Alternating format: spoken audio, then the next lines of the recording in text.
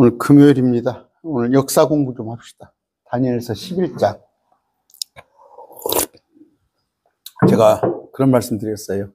성경을 이렇게 공부하게 된 계기가 다니엘서부터 시작을 했어요. 다니엘서 공부를 하다 보니까 세계 역사가 다니엘서에 있어요. 그래서 호기심으로 시작한 게 오늘에 이르렀습니다. 기도하겠습니다. 존귀하신 아버지 감사합니다. 오늘 또 말씀을 배웁니다. 익히 주님께서 많은 예언서를 주셨습니다. 우리가 다니엘서를 통하여 그때 당시에 미리 알려주신 그 예언의 말씀 그대로 말씀이 현실화된 걸 보고 우리가 전능하신 하나님, 예지하신 그런 하나님을 알 수 있습니다. 성경에 많은 계시록도 있고 많은 예언서가 있습니다. 그대로 될 줄 믿습니다. 우리가 이 말씀을 공부함으로써 더욱더 믿음이 증대되는 그런 자 되게 하시옵소서. 예수님 이름으로 기도드립니다. 아멘. 다니엘서 11장입니다. 북조강, 북방왕, 남방왕. 그래서 이제 그에 관한 역사가 쓰여져 있습니다. 우리가 보면은 뭡니까 알렉산더 때왕 알렉산더가 21살 때죠. 이제 군림을 하다가 10여 년 동안 하다가 10년이 좀 넘죠. 30대 초반의 나이에 31살 했으면 몇 살이면 그때 죽었어요. 그런데 그 이제 장군들이 그 중동에 그걸 나눠서 지배를 하는데 이제 그것이 4개 국가 중에서 2개 국가가 소멸되고 또 2개가 이제 북방 셀루쿠스, 남은 이제 프톨레미, 그러니까 이제 시리아 이쪽으로 하고 밑에 에집트하고 이제 계속된 싸움이에요. 수백 년간 싸움에. 그러다 보니까 이제 중간에서 샌드위치가 된 이스라엘, 그런 입장에서 그런 역사인데 이걸 미리서 주님께서 알려주셨어요. 그러면 미리는 얼마나? 한 300여 년간. 짧게는 10년, 길게는 300여 년간 그동안 일어날 일을 미리 주님께서 다니엘에게 알려주셨어요. 그렇기 때문에 그런데 그대로 실천이 된 거란 말이에요. 이렇게 시리아로 해가지고 이렇게 해서 지금 이런 상태입니다. 그런데 여기를 지금 다 통일을 했어요. 누가? 알렉산더가 통일을 했는데 이것이 나눠졌어요. 이렇게 나눠졌는데 4개 국가로 나눠졌는데 이제 다 소멸이 되고 여기하고 싸우는데 이 중간에 이제 이스라엘이 있는 거예요. 이스라엘이 이 중간에 있음으로써 여기가 이제 에집트입니다. 이쪽 왕국이죠. 이렇게 이랬을 때 여기가 포톨레미 이집트, 여기가 그 셀루쿠스 시리아를 중심으로 이 바벨론 이쪽으로 해가지고 그래서 여기에 끼어 있어요. 오르락내리락 하니까 우리나라도 지형적으로 지금 뭐예요? 러시아와 중국과 또 미국, 일본 사이에 우리도 좀 지정학적으로 아주 위치가 만만치 않은 위치에 있듯이 이스라엘도 그랬는데 자 이제 가브리엘이 이제 천사가 이것을 알려줍니다. 그래서 아까 남쪽 왕 포톨레미 또 셀루쿠스 이런 상태. 그러면 기록연대가 대개 한 539년 정도 BC 이렇게 하는데 과연 이것을 그러면 미리 알 수가 있었느냐? 이것을 그 뒤에 전쟁. 그런데 그 뒤에 전쟁들을 보면은 예언 뒤에 이루어지는 전쟁이에요. 아까 BC 539년인데 왕이 나옵니다.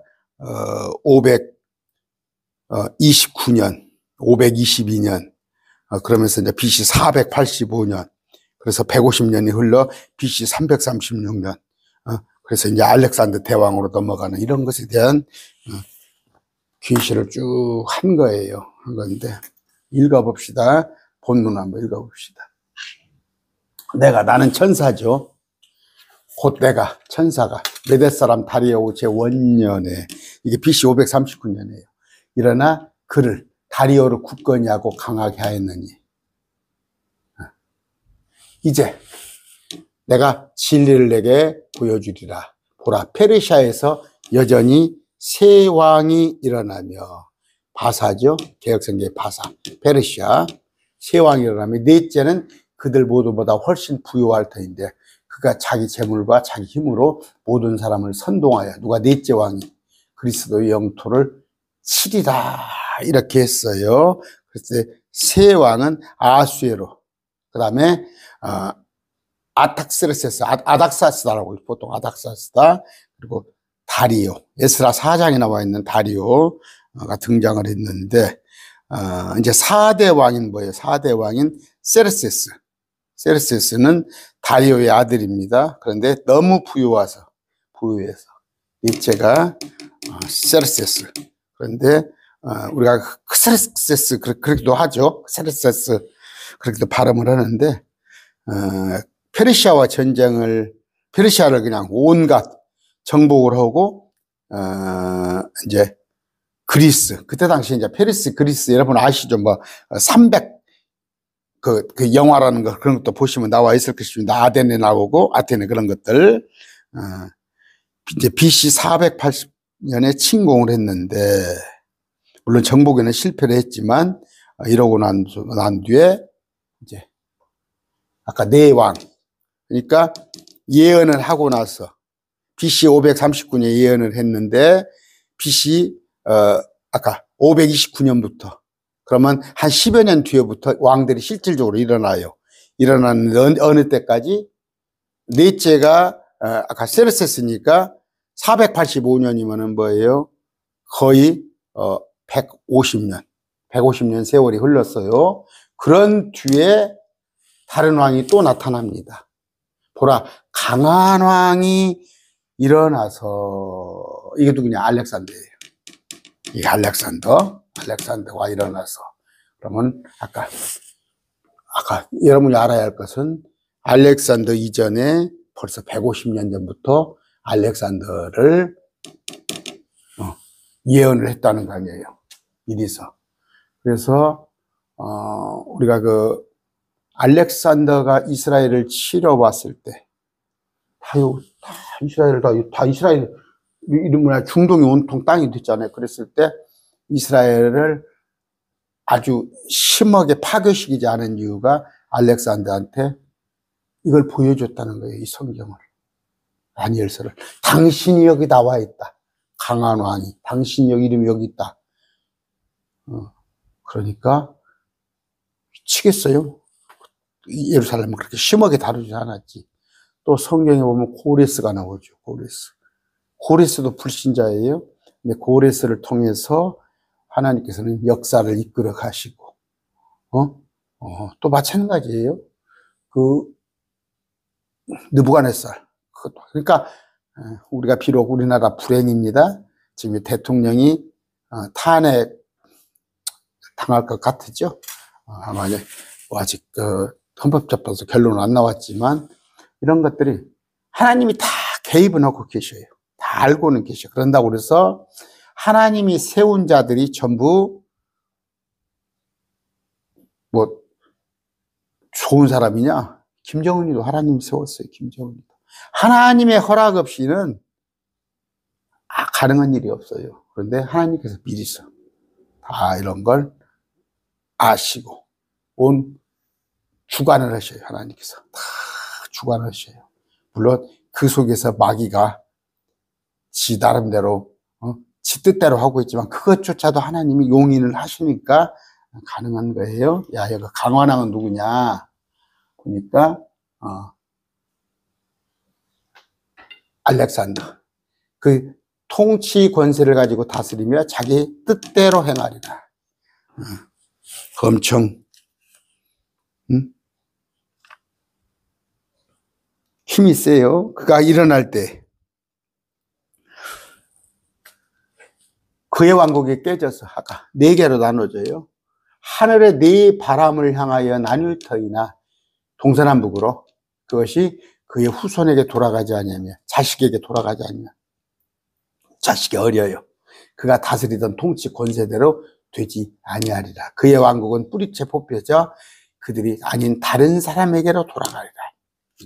동서남북이죠. 아까 네 바람을 향하여 이렇게 보실 것 같으면 이렇게 네 개로 나눠진단 말이에요.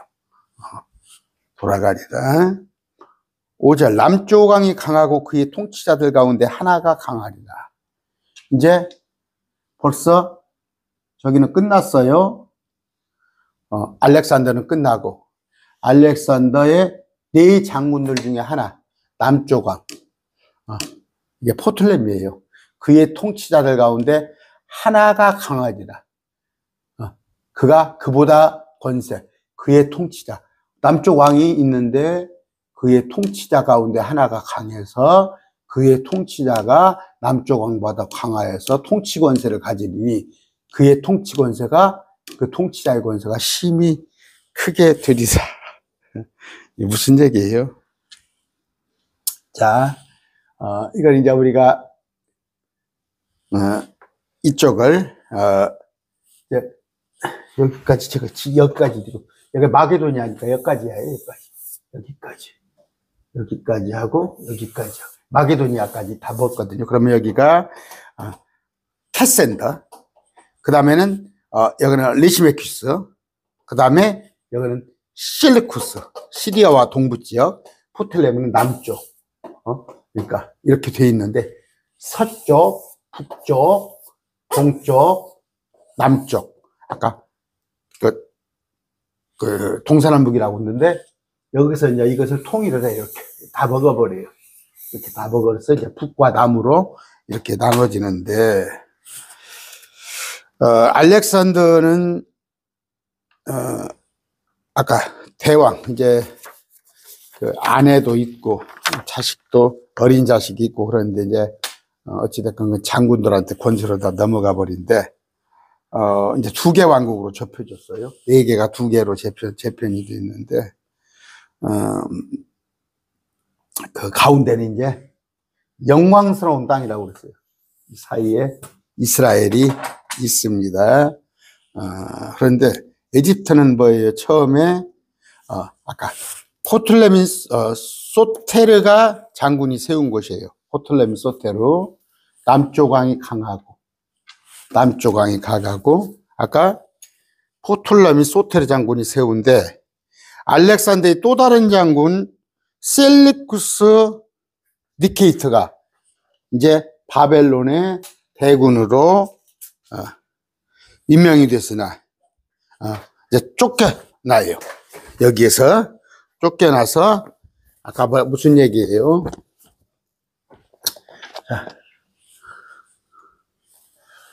포틀레미, 여기는 원래 에집트는 알렉산더 부하였던 포틀레미 소테루 그가 세웠어요. 그런데 알렉산더의 또 다른 장군은 셀리쿠스 니케이터의 바벨론의 대관으로 임명되었으나 쫓겨나가지고 에집트로 도망을 친 거예요. 여기서 망명을 하나 와서 여기 왕명을 왔는데 야가 원래 있던 그 포틀레미의 총애를 받아 지방 통치자가 하나 됐는데 공을 막 자꾸 세우는 거예요. 공이 세워서 야가 셀루쿠스에게서 쫓겨난 야 대관, 그러니까 대사로 처음에 됐다가 망명을 신청해서 쫓겨난 애가 더 큰 권세를 원래 포틀레미보다 더 강하게 되더라. 그런 얘기예요. 그런 얘기입니다. 자, 여러 해 끝에 그들이 함께 연합하리니 이는 남쪽 왕의 딸이 북쪽 왕에게 와서 협약을 맺으리라. 그러나 그녀가 팔의 권세를 유지하지 못하며 그의 팔이나 서지 못하고 오히려 그녀와 그녀를 데려온 자들과 그녀를 낳은 자와 이때 그녀를 강하게 한 자가 버림을 받으리라. 무슨 얘기예요? 포틀레미 소테르, 아까 또 셀루쿠스 니케이토, 야트가 남쪽에 둘이 있었다고 그랬잖아요. 근데 원래 있던 소텔로보다 그 대관이었던 니케이트가 더 강한데 어찌됐건 둘이 통치하면서 에집트와 시리아 사이는 평화로웠는데 아까 제가 지금 금방 착각을 했어요. 이 남쪽에 두 왕이 평화로웠다는 게 아니라 남쪽에 있는 원래 왕과 이 왕이 평화를 서로 이제 유지를 했었는데 평화로웠는데 이 남쪽 포톨레미 소테르가 이제 승계를 하는데 자식한테 넘기지 않고 이보 경제를 매갔습니다. 이보 경제를 여기 그 안티오스 딸과 정략시켜 결혼해 가지고 시리아의 왕이 되게 했어요. 이런 것들이 있습니다.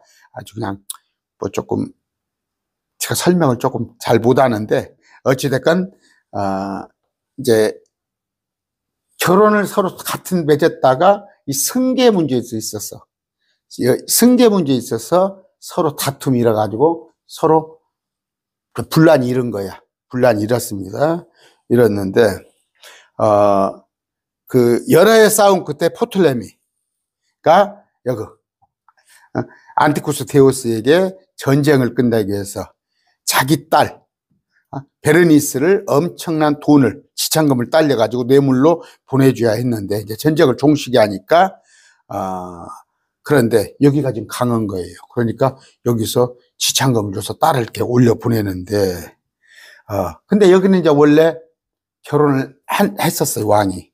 그런데 이것을 파혼을 하고 버리고 여기서 한 왕으로 이렇게 결혼을 했는데 이제 실제로 이제 여기 왕이 죽자 아까 이제 권세가 뭐예요? 서로 이제 그 권력 지형이 변하는 거지. 그랬을 때 다시 또 이제 여기를 왕님들 힘을 잃으니까 여기 딸을 여기서 시집온 딸을 갖다 버려버려. 그래놓고 이제 또 옛날에 있던 그 아내가 승기를 잡아가지고 권세를 이제 남편도 못 믿지. 남편도 한번 버림받았으니까 자기 아들을 옹립을 하고 이 남편을 제거하고 독살을 했죠. 이런 것들이 많이 있어요. 그러니까 무슨 얘기예요? 여기가 약하니까, 이 나라가 약하니까 포톨레미가 셀루코스한테 자기 딸까지 얹어가지고 줬는데 아버지가 죽어버리니까 이 딸을 갖다가 쫓아내버리고 여기 그 전처가 정략을 세워서 이 남편도 독살해버리고 자기 아들을 세워가지고 다시 됐다. 그런 얘기예요. 그런 내용입니다. 이런 내용. 자, 그러나 그녀의 뿌리들에 속한 한 가지에서 나온 자가 그의 영토에서 일어나 군대를 거느리고 북쪽 왕이다. 그러면 남쪽에 우리가 그쪽에 우리 아버지가 뭐예요? 지창금까지 줘서 보낸 그 왕을 폐위를 시키고 너희들이 따로 해? 갖고 남쪽에서는 다시 또 군대가 다시 들어가는 거예요. 그런 일들입니다. 뭐 시간이 벌써 20분이 돼서 제가 자세한 얘기를 못 하겠어요. 또 그들의 신들과 그들의 통치자들과 은과 금으로 만든 그들의 귀한 그릇을 노예가여 에집트로 와서 아까 셀레쿠스를 치면서 노획물을 싹 가지고 와버린 거예요. 와서 네가 우리 아버지가 죽었다고 이 딸을 갖다가 또 다시 또 폐위하고 이러이러해 쳐들어가서 뭐라고 그래? 복수하고 그냥 거기 가서 그냥 노예 귀한 그릇을 갖고 싹 이리 와버리는 거예요. 돈을 가지고 나와버린 거예요. 에집트로 가져갈 것이요 그가 북쪽 왕보다 몇 년을 더 지내리라. 그야 이 남쪽 왕이 그의 왕국으로 들어갔다가 자기 땅으로 되돌아가리라. 그런 것이죠. 아까 이게 내용이 많은데 자 13절 북쪽 왕이 여기다. 그러나 그의 아들들이 분별하여 큰 군대의 무리를 모을 것이 하나가 반드시 와서 흘러넘치며 지나가리라. 그때 그가 되돌아와서 분별하여 그때 요새까지 이르리라. 하면 이제 왔다 갔다 전쟁하는 거예요. 지금 전쟁을 하는 겁니다. 전쟁을 하는데 자 남쪽 왕은 성을 내며 흥분하며 앞으로 나와서 그 북쪽 왕과 싸우리라. 그가 큰 무리를 배치할 터이나 그 무리가 그의 손에 넘어가리라. 이렇게 그냥 읽어 드릴게요. 그가 그 무리를 제거한 후에 그의 마음이 높아져서 그가 수만 명을 넘어뜨릴 것이나 그것으로 말미암아 강한 자는 되지 못하리니. 자, 11장 12절. 이는 북쪽 왕이 돌아와서 이전보다 더 큰 무리를 배치하고 몇 년 뒤에 반드시 큰 군대와 많은 재물로 가지고 올 것입니다. 이런 얘기입니다. 자, 이제 서로 남북 간에 북쪽 왕, 남쪽 왕이 막 서로 친 겁니다. 치는데, 어디서부터 설명을 해야 하나? 여기 보니까 7절, 8절 다시 얘기를 해드려야겠네요. 7절 보니까, 이제 여자는, 이제, 아까 라우디체, 또 베르니스, 이제 남쪽에서 올라온 여자는 베르니스예요. 그 다음에 원래 있던 그 전체는 라우디체입니다. 그런 얘기인데, 그러나 그녀의 뿌리에 속한 한 가지에서 나온 자가 그의 영토에서 일어나 군대를 거느리고 가서 북쪽 왕에서 그들을 쳐서 이기고. 뿌리에 속한 자라는 말은 뭐예요? 이게 뿌리에 속한 자. 이는 에집트 사람입니다. 에집트. 아까 베르니스 정략 결혼했던 사람, 그 부모 자식이죠. 자식에서 그가 이제 누구냐? 그러면 나온 자야. 이 사람은 오빠예요. 유에르게투스라는 포틀레미. 그래서 그가 왕이 돼가지고 자기 누이에 대한 부당한 취급에 분개해서 군대를 이끌고 시리아로 쳐들어가서 그런데 이제 누이와 자식을 구하기는 너무 늦은 시각이었다는 거예요. 너무 늦었는데 그 대신 앞에 있던 전처 또 자식들을 다 죽여버리고 이런 보복을 하는 거예요. 남쪽에서 북쪽으로 올라가서. 그래놓고 아까 4만 달란트 은, 그 다음에 2,500개의 귀한 신상들, 우상들의 신상을 남쪽으로 가지고 와버렸다. 그런 얘기예요. 자, 또 그들이 아까 그들의 신들과 통치자 은각으로 만든 귀한 그릇을 노획하여서 아까 4만 달란트는 2,500개의 우상 신상을 가진다. 그리하여 남쪽 왕이 그의 왕국으로 들어갔다가 자기 땅으로 되돌아 가리라. 그러나 그의 아들들이 분별하여, 하나만 봅시다. 9절. 노획을 해가지고 북쪽 왕보다 몇 년을 더 지내는데, 정권을 잡는데, 그의 아들들이 분발하여 다시 또 이제 그의 아들들이 분발, 큰 군대를 무리를 모아서 하나가 반드시 와서 흘러넘치며 지나가리라. 이건 무슨 얘기예요? 또 정복하는 것이죠. 또 정복전쟁을 또 하는 것이죠. 하는데 중간에 많은 부침이 있어요. 부침이 있어가지고 아까 그 북쪽 왕들은 북쪽 왕들대로 결집을 하고, 남쪽 왕은 남쪽 왕대로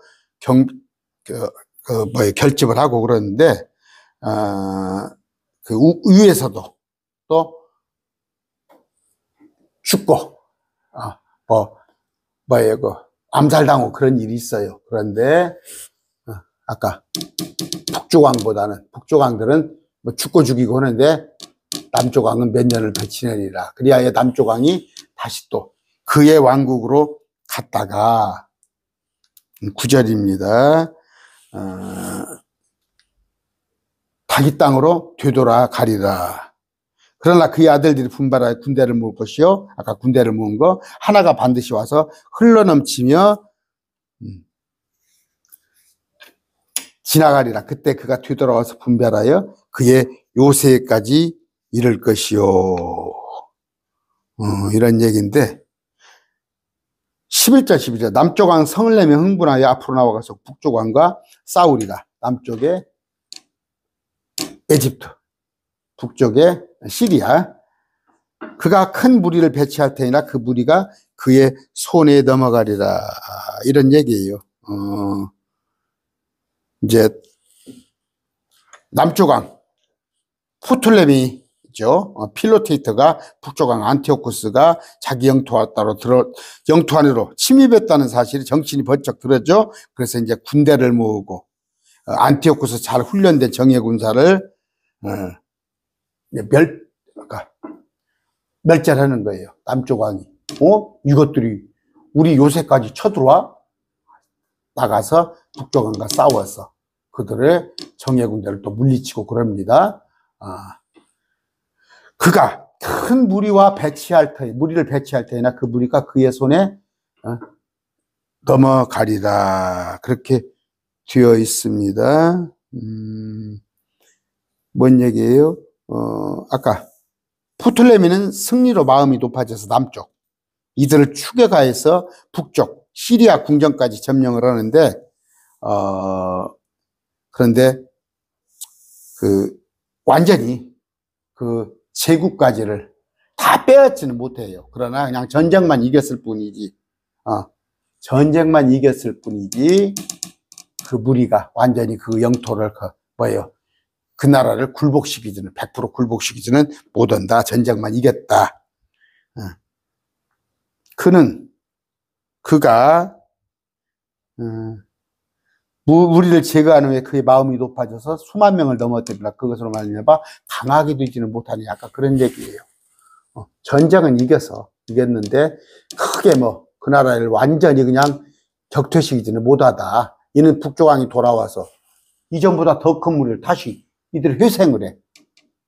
이전보다 더 큰 무리를 배치하고 몇 년 뒤에 반드시 큰 군대와 많은 재물을 가지고 올 것이다. 남쪽을 또 쳐들어올 것이란 말이에요. 그러니까 완전히 이기지는 못한다는 말이에요. 이게 뭐예요? 아까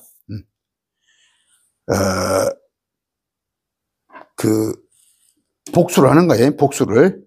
안티오쿠스가 북쪽에 크게 군사력을 증강시켜서 무기도 잘 갖추고 그래가지고 다시 또 쳐들어온다. 그랬을 때 남쪽은 또 이런저런 사정이 있어 많이 바뀔 거 아니에요.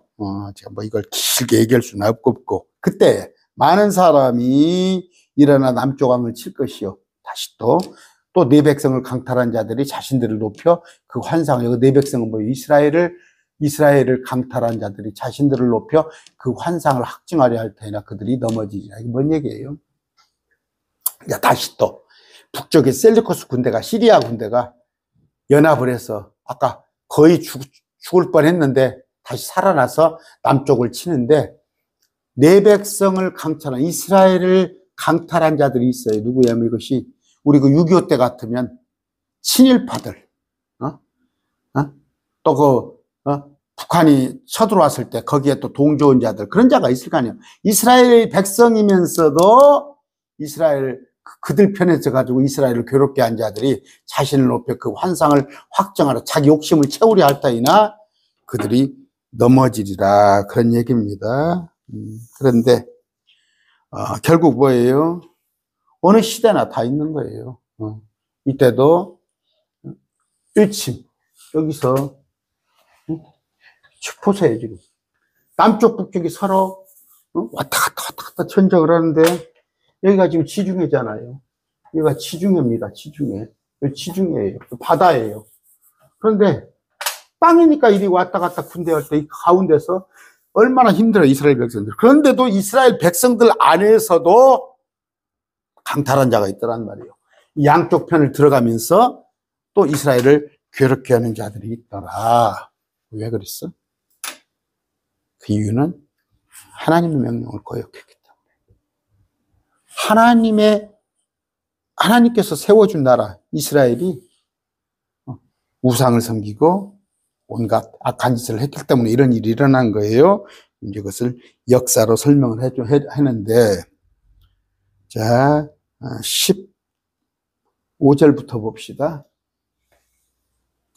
지금 우리가 이런 내용이다 한번 공부를 하자는 거예요. 다니엘서 11장은 이런 내용이구나. 이처럼 북쪽 왕이 와서 작은 산을 만들고 가장 많이 성벽을 두른 도시들을 취하리니 남쪽의 군사들과 그가 택한 백성은 견디지 못하며 그들에게 견딜 기력이 없으리라. 이 나라는 다 성벽을 둘러가지고 도시를 만들었죠. 근데 와서 도시들을 빼앗으리니 남쪽의 군사들과 에집트 그가 택한 백성은 견디지 못하고 그들에게 견딜 기력이 없느니라. 이런 얘기입니다. 쭉 같이 읽읍시다. 그러나 그를 치려고 오는 자가 자기 뜻대로 행하리니 아무도 그 앞에서 서지 못하리라. 또 그가 영화로운 땅에 서리니 그 땅에 그의 손으로 말미암아 소명을 드리라. 이렇게 나옵니다. 자, 이 구절들은 뭐예요? 그러면서 그가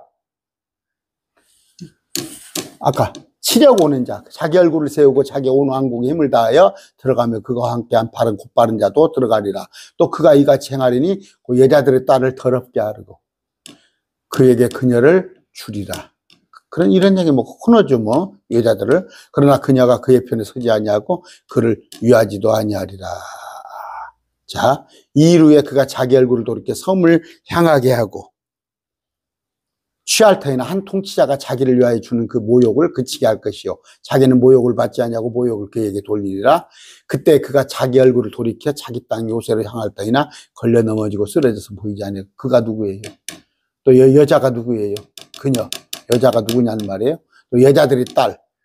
이런 얘기가 나오는데 이 구절들은 뭐예요? 북조강 안티오쿠스 대제의 전쟁에서 이제 그 나머지 부분을 다 다루고 있는데 전쟁에 자잘한 일들 이런 것들을 역사를 얘기하고 있는데 영광스러운 땅은 뭐예요? 현재 남쪽 왕인 포툴레미 에피파네스 관할에 때 있는데 아까 영화로운 땅이 있잖아요. 아까 몇 절입니까? 15절부터 봅시다. 영화로운 땅 16절 영화로운 땅 이스라엘에 그런데 아까 현재 지금 남쪽 왕인 포툴레미 에피파네스 관할에 있는데 아까 에집트를 정복하려고 하려면은 이거 지금 남쪽 시리아가 여기를 정복하고 있어요. 이 남쪽 시리아가 여기를 정복하고 있는데 여기를 치러 가려면 이리 또 통과해야 하잖아. 영화로운 땅 통과해야 하잖아. 그 얘기를 하고 있습니다. 그런데 그가 진격을 하자 포툴레미 부하의 장군인 스코파스 남쪽에 강하고 강한 요새로 된 시돈을 도피처로 삼았대요. 시돈 지역 아시죠? 여기 남쪽 왕이 여기 시돈에다가 딱 진을 치고 버티는 거야. 하지만 북쪽에서 와서 이 시돈을 포위하고 말아버렸는데 에집트는 이 도시를 시돈을 구하려고 필사적인 노력을 했어요. 그러니까 이 시돈 이거다 예루살렘에다 딱 그들이 거점 도시를 마련하고 싸움을 하는데 야는 안 뺏기려고 그러고 야는 이걸 뺏으려고 하니까 영화로운 땅이 그냥 뭐가 돼버리겠어요. 그런데 스코파스는 결국 항복하지 않을 수 없어. 내줘야 해요. 북쪽에다 내줘야 해요. 그랬을 때 북쪽의 안티오쿠스는 자신의 뜻대로 행할 것이며 아무도 그 앞에 설 자가 없게 되더라. 그런 내용이에요. 그런 내용입니다. 그런데 이제 그의 온 왕국에 온 힘을 집결하 해서 북쪽에서 온 힘을 집결하 해서 거의 패망할 뻔했잖아. 앞번장에 여기다가 패망할 뻔했는데 조금 미련한 놈이 전쟁만 이겼을 뿐이지 여기를 완전히 접수는 하지 못했어. 그러니까 꺼질 촛불이 다시 되살아나서 남쪽을 치러 오는데 야들이 결벽을 해서 이제 진군한 채비를 갖추는데 근데 또 문제가 생겼어. 남으로 들어가니까. 왜? 지금 여기 보니까 이렇게 지금 에집트잖아. 근데 여기 아까 여기 로마가 있다면 로마가 지중해 언저리에 얘들이 로마에 지원 요청을 한 거예요. 로마에다가 부르려고 그러니까 로마에 지원 요청을 했습니다. 지도는 지금 이렇게 돼야겠지. 이렇게 지도에 있잖아요. 이건 이제 스페인이고 이렇게 되었는데 이제 외교에 의존하기로 마음 먹었어요. 그래서 이제 자신의 딸 클레오파트라를 아시죠? 프톨레미 에피파네스왕과 이제 결혼하도록 청혼을 했어요. 그래서 야, 노마를 치려니까 내려가려고 하는데 노마가 감히 못 내려고 하네. 그러니까 여기를 먹는 수 있는 방법이 뭐예요? 여기 딸을 갖다가 데리고 와서, 그러니까 뭐예요? 클레오파트라를 이제 프톨레미, 그러니까 여기죠, 여기 자기 딸을 에집트 프톨레미에 시집을 보내가지고 여기를 먹으려고 그랬어요. 먹으려고 그러는데, 근데 이제 어린 왕 프톨레미 에피파네스 왕이, 북쪽 왕이 7살뿐이 안 먹었어요. 근데 이제 어찌됐건 뭐 7살이면 그냥 뭐 유모 엄마한테 저 아양부릴 나이에 결혼을 이제 했어요. 그래서 그녀를 이제 여인들의 딸 이렇게 이제 별명을 친다는 거예요. 여인들의 딸. 그런데 결혼을 이제 키워가지고 정략 결혼했다가 7살 먹었는데 5년 후에 이제 결혼을 하는 거예요. 12살. 머스마가 12살이 되니까 이제 결혼을 시킵니다. 그런데 여기 아들 오고 여기 딸이 와서 7살짜리 아들이 12살 될 때까지 기다려가지고 결혼합니다. 근데 이 꿈은 뭐예요? 이걸 먹으려고 지. 에집트 딸을 먹으려고. 왜? 로마가 반대하니까 힘으로는 안 되니까 했습니다. 이런 얘기가 됐어요. 그런데 이제 결과는 뭐예요? 여기 시집 온 딸이 그래, 내가 이 나라를 당신에게 우리 아버지에게 헌납했습니다. 그런 계획을 안 해버리는 거예요. 자기 남편 편을 들어버린 거예요. 아버지를 배신하게 되는 거지. 그래서 이제 깨지니까 계획이 깨져버려요. 아까 클레오파트라는 아버지 대신에 남편의 편에 섰으며 자기 아버지에게 패배를 안겨준 로마군에게 이제 자기 남편의 축하사절단에 함께 가도록 이제 교류를 하는 거예요. 여기서 가까우니까, 일이 가까우니까. 이제 안티오쿠스는 북쪽 안티오쿠스 이제 다시 공격을 합니다. 이제 공격을 해요. 딸이 이제 본색을 드러내서 아버지를 이제 오히려 치려고 적대국으로 하니까. 그래서 그게 이제 BC 199년이에요. 199년. 그랬을 때 이들이 또 패배를 합니다. 아까 마그네시아에서 패배를 하는데 이제 패하고 돌아가서 안 되겠거든. 그러니까 또 다시 또 이제 화해를 청해 사절단을 보내고 뭐더고 이제 이런 얘기를 하고 하는데 이제 문제는 뭐예요? 그걸로 끝나는 게 아니라 전쟁 배상금을 물어야 할 입장이 됐어요. 이 나라가 전쟁 배상금을 물어야 해요. 그래가지고 달란트 뭐 2,500달란트 이런 거 막 공무를 12년간의 공무를 바쳐야 한다는 거, 이런 거를 하는데, 이제 안티오쿠스가 그냥 내가 여기를 먹으려고 그래갖고 딸까지도 보냈는데 계획이 안 되고 더더구나 이제 로마하고 적대국이 돼버렸어. 그래갖고 전쟁 배상금, 과거에 있던 네가 전쟁에서 배상금을 물어야 할 입장이 돼버리니까 전쟁 배상금을 만들기 위해서 야는 지가 정복하고 있는 땅을 이제 못 살게 구는 거예요. 좀 이제 착취를 하는 거예요. 수탈하는 거예요. 그러다가 이제 죽습니다. 죽어요.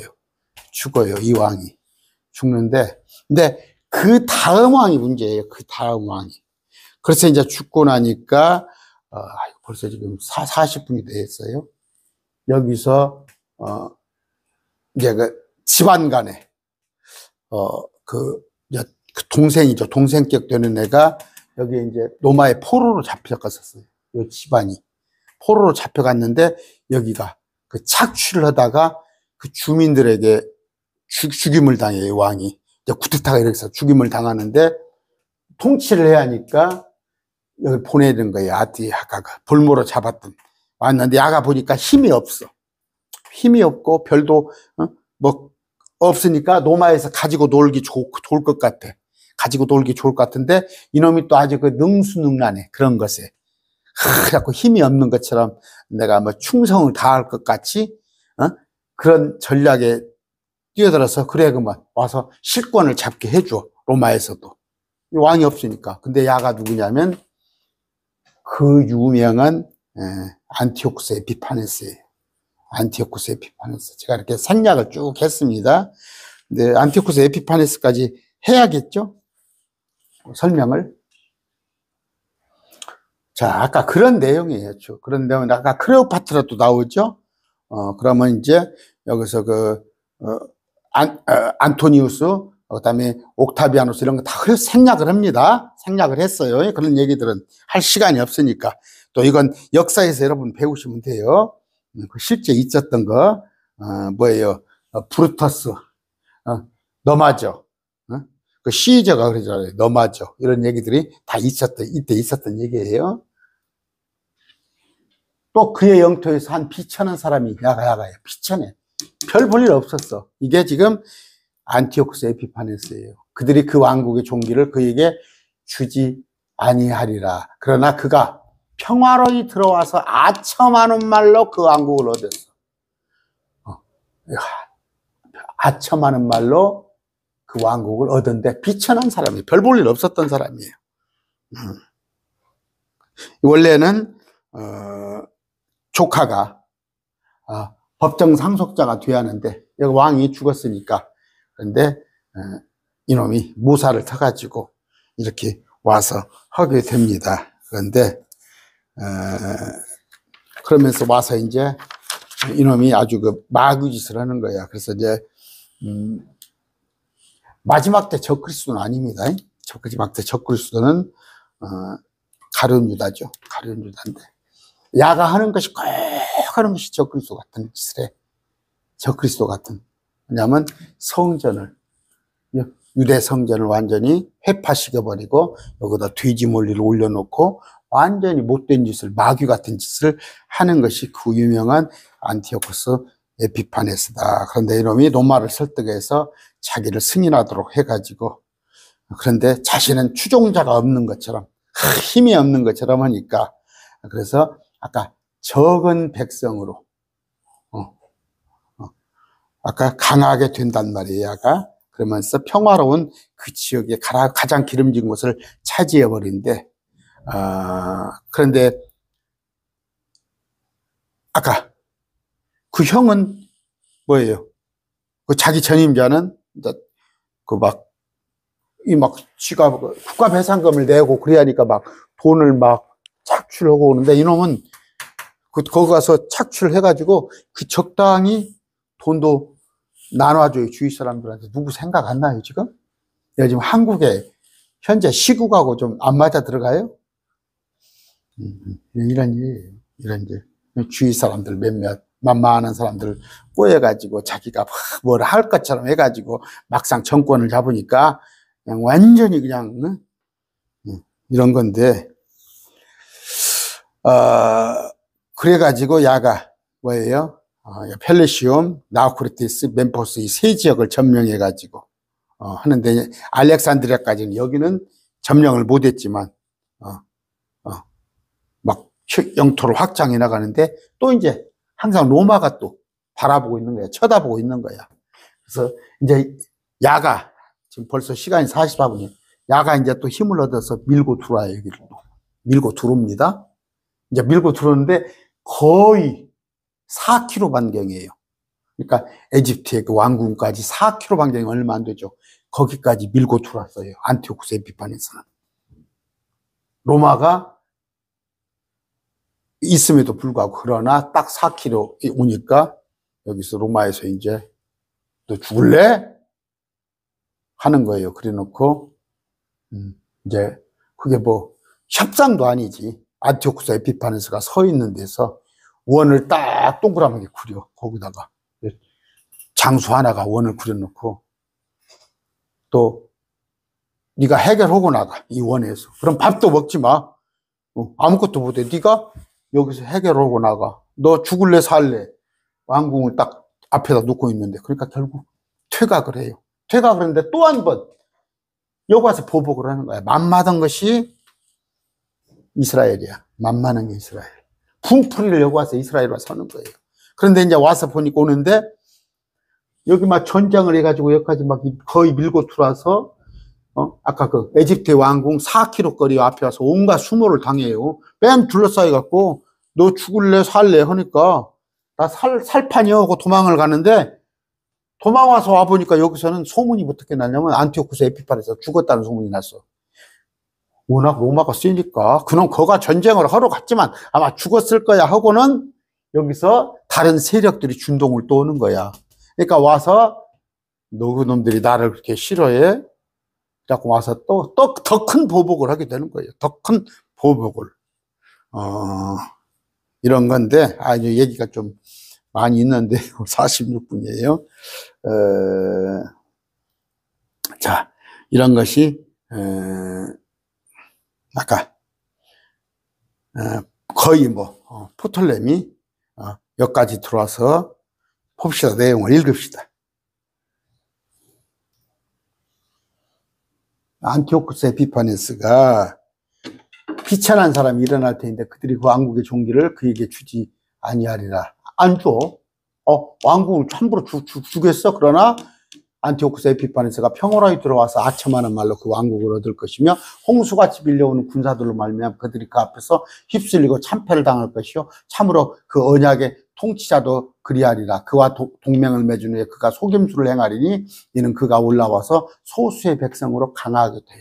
아까 이런 것들, 많은 군대들이 많은 사람이 있는데 동맹을 맺어 얄팍하게 해가지고 서로 노량물을 막 나눠주면서 뇌물을 주가면서 환심을 얻어서 소수의 백성, 비천한 자 있는데 강하게 되는 거예요.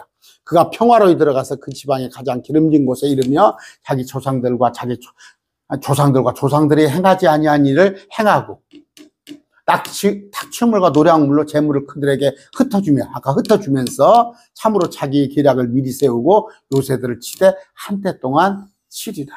평화로이. 아까 아첨하는 말로. 그러면서 재물들을 흩어주며 사람들의 환심을 사며 그가 자기의 권세와 용기를 불러일으킨 큰 군대를 거느리고 남쪽 왕을 칠 것이 남쪽 오잖아. 남쪽 왕도 분발하여 힘이 크고 강한 군대를 거느리고 싸울 터이나 그가 서지 못하리니 그들이 계략을 미리 세워 그를 칠 것이기 때문이라. 아까 그런 얘기예요. 참으로 아까 정복은 하지를 못해.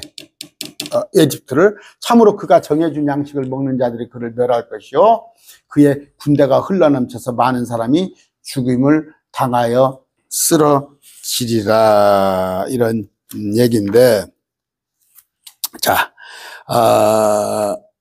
아까 이게 지금 BC 168년경이에요. 그래서 아까 남쪽에는 또 이게 또 지형 변화가 있어가지고 필레비트하고 피스콘이란 두 형제가 있어요. 두 형제가 있는데 처음에 와가지고는 알랑알랑해요.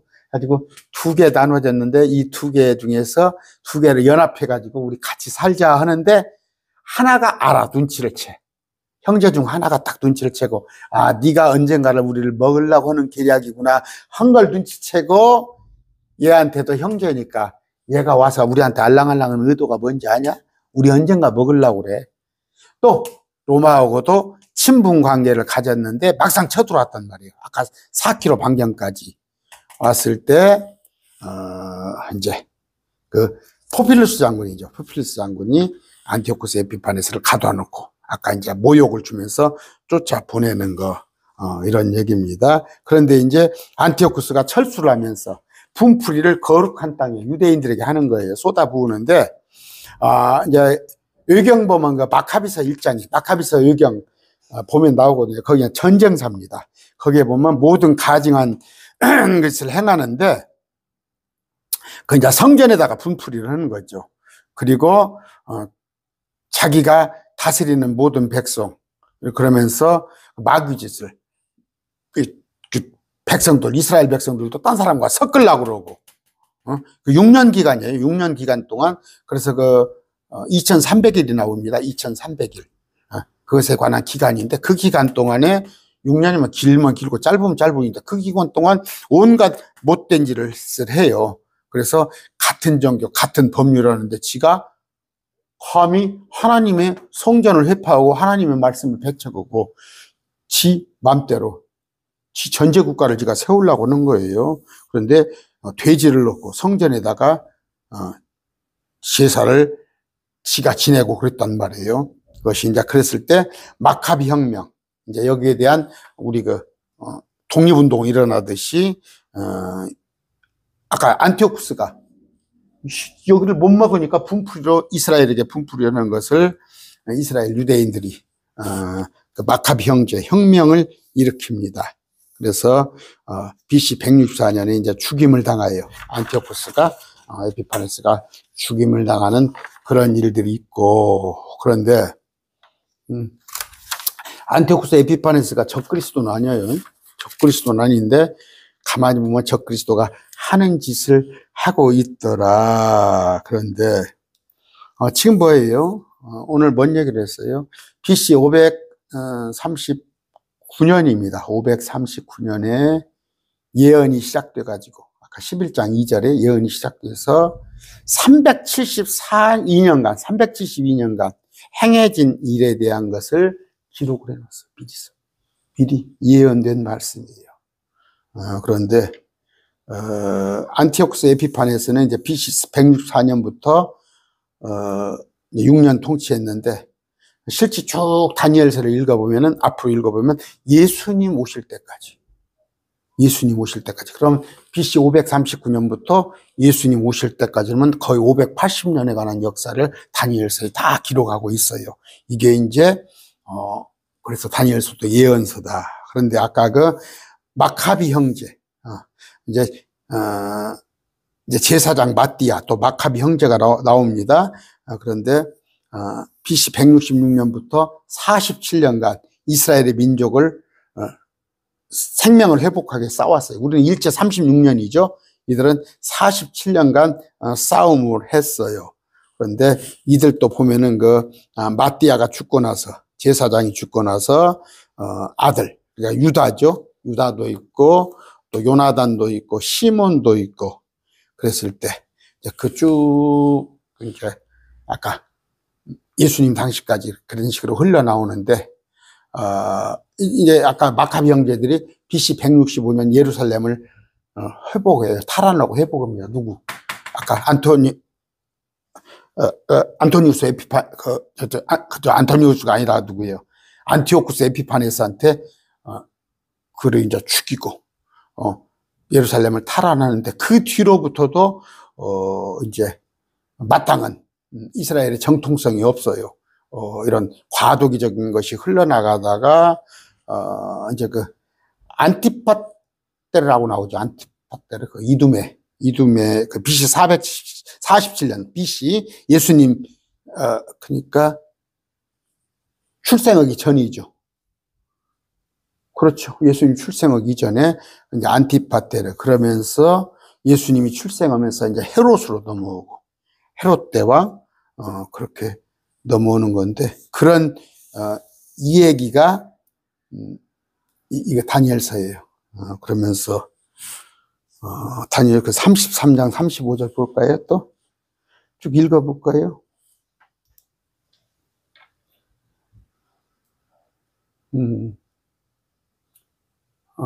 이런 얘기입니다. 아까 남쪽 향을 향할 터이나 이런 쭉 얘기입니다. 한 번 더 합시다. 기띔도 나오네요. 지중해죠. 이런 얘기인데 아까 그가 안티오쿠스 에피파네스가 하는 일들 희생물 황폐하게 하는 거 아첨하는 말로 할 터이나 자기 하나님을 아는 백성은 강하에 공적을 세우리라. 아까 누구예요? 그 마띠아 또 저기 마카비 형제 그런 얘기 하는 거예요. 이런 얘기를 쭉 하고 있습니다. 오늘 다 끝까지 못 오겠어요. 그 왕이 자기 뜻대로 행하며 자기를 높이고 모든 신보다 자기를 크게 하여 놀라운 것을 말하며 감히 참남한 것을 신들의 하나님을 대적하고 형통하되 지가 그분의 경노가 이루어질 때까지. 그러니까 마지막 때에 마귀가 하는 짓을 이놈이 한단 말이에요. 그가 자기 조상들의 하나님과 여자들이 바라는 것을 중히 여기지 아니하며, 여자들이 바라는 건 뭐예요? 자기 몸에 메시아가 나오는 거잖아요. 지금 메시아가 나오는 건데 대망사상 메시아가 나오는. 근데 중히 여기하지 아니하며 뭐냐면 막 사람들도 막 섞어버리고 여자들도 막 그 씨를 이런 얘기에 관한 얘기예요. 아까 남조각 북조각 이런 얘기입니다. 와, 홀라면 한 2시간 해야 할 것 같은데 제가 뭐 실력도 없고. 언제 한번 이게 지금 11장이 엄청 길어요. 45절까지 있어요. 45절까지 있는데 안티오쿠스 에피파네스에 관한 얘기는 다음에 한번 해드릴게요. 안티오쿠스 에피파네스 BC 169년이죠. 이때에 관한 얘기인데 그 이전에 BC 536년 그때로부터 쭉 어떻게 BC 169년 530년 그런 거예요. 300년 전에 미리. 그러면 그 뒤에 일도 쭉 하나님이 서술을 해놨단 말이에요. 서술. 이게 예언서예요. 예언서. 다니엘서가 좀 난해합니다. 다니엘서가 난해한데 이걸 세계사로 같이 보면 주님이 알고 쓰셨어요? 지나고 나서 이 세계사가 일이 다 지나고 난 뒤에 역사로 그냥 쓴 거예요? 그 이전에 이 일이 있기 전에 이런 일이 있을 것이라고 천사를 통해서 다니엘에게 가르쳐줬는데 그 일이 그대로 되잖아요. 그대로. 우리 예수님은 뭐예요? 구약에 수백 가지의 퍼즐을 이런 퍼즐 맞추려면 얼마나 힘들어요. 척척척척척척. 그래서 그게 예수님이신 거예요. 예언된 대로 모든 것이 완성되신 그분이 예수님. 또 뭐예요? 이런 모든 역사가 미리서부터 예언됐는데 이게 퍼즐 만드시듯이 탁탁탁탁 맞춰간단 말이에요. 그럼 앞으로 요한계시록에 있는 그런 일들이 그대로 일어날 것이에요. 제가 엊그저께 그런 얘기 했죠. 지금 다니엘서에 보면은 뭐예요? 온갖 지식이 늘고 또 교통이 사람들의 발걸음이 빨리더라고 있어요. 지식은 뭡니까 여러분? 챗봇 있죠. 챗봇. 옛날은 뭐 네이버에 가면 뭐 지식이 있는데 지금은 챗봇 가서 하면 다 가르쳐 버려요. 지금 여러분의 뭐 많이 배우나 조금 배우나 그것만 활용하면 다 알 수 있어요. 또 하나는 뭐예요? 교통은 뭡니까? 지금 그 초음속이라고 그래서 어저께 얘기했잖아요. 여기서 저쪽 겁니까? 뉴욕을 또 런던을 2시간 만에 갔다가 일 보고 오는데 2시간, 그러면 4시간이면 런던을 갔다 오고 뉴욕을 갔다 올 수 있는 그런 시대가 5년, 10년 이내에 생긴다는 거예요. 그런 초음속 비행기가. 여신에 나왔어요, 그저께. 그런 일이 있다니까. 성경에 미리서 다니엘서 예언되어 있잖아요. 응? 예언되어 있어요. 그런데 그런 것들이 하나님의 말씀에, 하나님의 말씀은 하나도 참 뭐예요? 빠뜨린 게 없구나. 정말 정확하게 되는구나. 그런 말씀을 여러분들이 가지고 나름 다니엘서를 제가 언제 할 수 있으면 뭐 실력이 없어요. 그런데 제가 좀 이런 역사에 대해서는 막 크게 실력이 없어서 우선 이 정도만 해드리는데 정말 우리 하나님이시구나. 그런 여러분들이 감탄을 할 수 있는 그런 내용입니다. 오늘 여기서 말씀 뺐습니다.